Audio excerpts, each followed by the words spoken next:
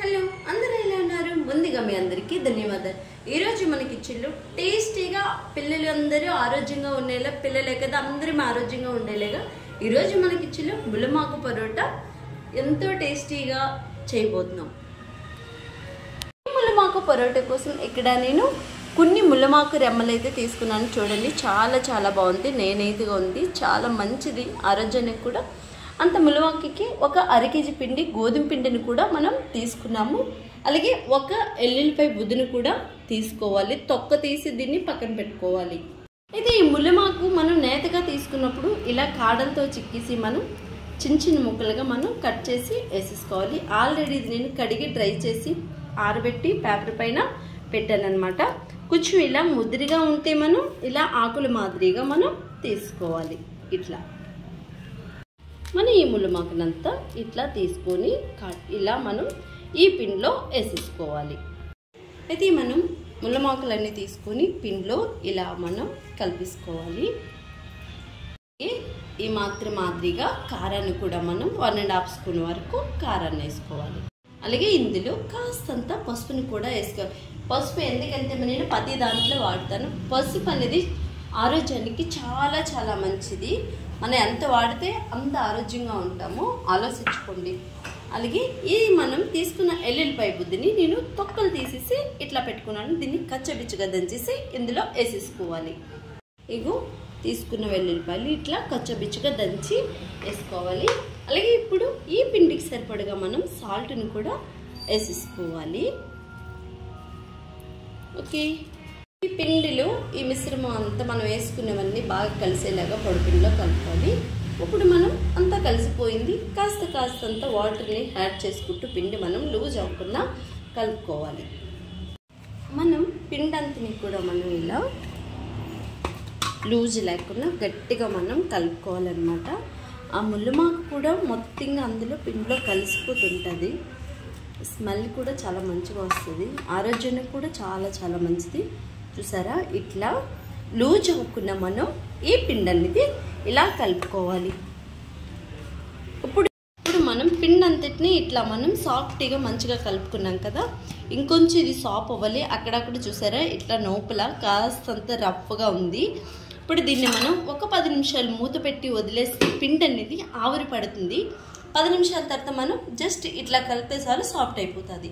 పిండి పైన మూత పెట్టి 15 నిమిషాల నుంచి 10 నిమిషాలు అయినా చాలు. మీకు టైం లేకపోతే చూసారా పైన చిన్న చెమ్మలాగా కొంచెం వచ్చింది.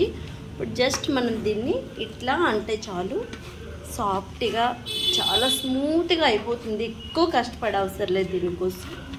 ఎంత మంచిగా మనం కలుపుకుంటే అంత మెత్తగా మనం చేసుకునే పరోటాలు అంత మెత్తగా వస్తాయన్నమాట. జస్ట్ ఇప్పుడు ఒక 2 మినిట్ ఇలా కలుపుకుంటే సరిపోతుంది. ఓకే, చూసారా మీ ముందే కలిపేసాను, అయిపోయింది. ఇలా పాంజీగా చాలా బాగుంటుంది. చాలామంది పిండి సాఫ్ట్ అవ్వడానికి నూనె వేస్తారు. అవసరం లేదండి. మనం ఇలా నేను చెప్పినట్టు చేస్తే చాలా స్మూత్గా ఉంటుంది పిండి.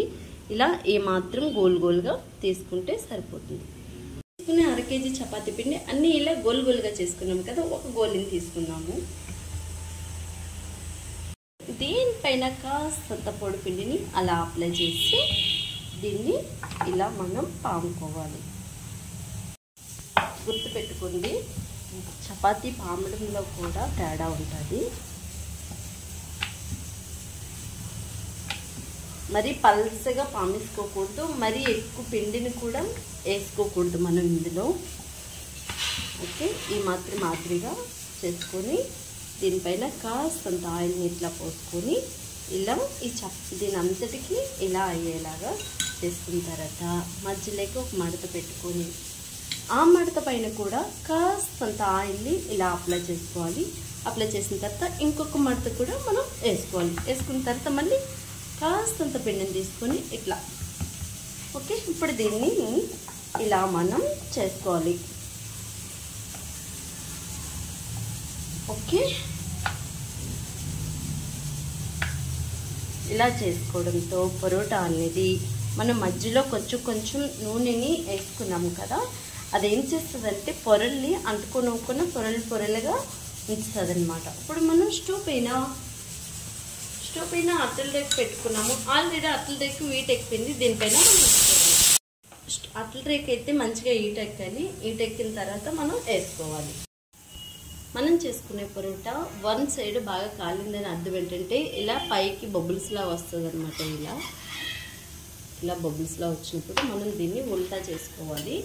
అదే తిరిగేసుకోవాలి. తిరిగేసుకున్న తర్వాత దీనిపైన కాస్తంత నూనెని ఇలా మనం అప్లై చేసుకోవాలి. రెండు వైపు కూడా అంతే, కాస్తంత నూనెని మనం అట్లాగా జస్ట్ కొంచెం అలా అప్లై చేసుకొని ఆ పక్క కూడా మంచి గోల్డెన్ కలర్ వచ్చేదాకా ఇలా మనం కాల్చుకోవాలి. మన పొరోటా అనేది మంచిగా ఇలా కాలిపోయింది. మన పొరోటాలన్నీ మెత్తగా స్మూత్గా ఇలా అయితే రెడీ అయిపోయాయి. చూసారా? ఈ పొరోటా అనేది నేను చెప్పిన విధంగా చేస్తే ఇలా పొరలుగా పొరోటా కూడా ఇలా పొరలుగా కూడా వస్తుంది. అలాగే ఇది మనం వండినప్పుడు కూడా చాలా మంచి స్మెల్ అయితే వస్తుంది. అలాగే టేస్ట్ కూడా చాలా బాగుంటుంది. చూసారా?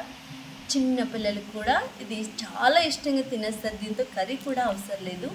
టేస్ట్ కూడా చాలా బాగుంటుంది. నా మాటల్లో నేను చెప్పడం కాదు.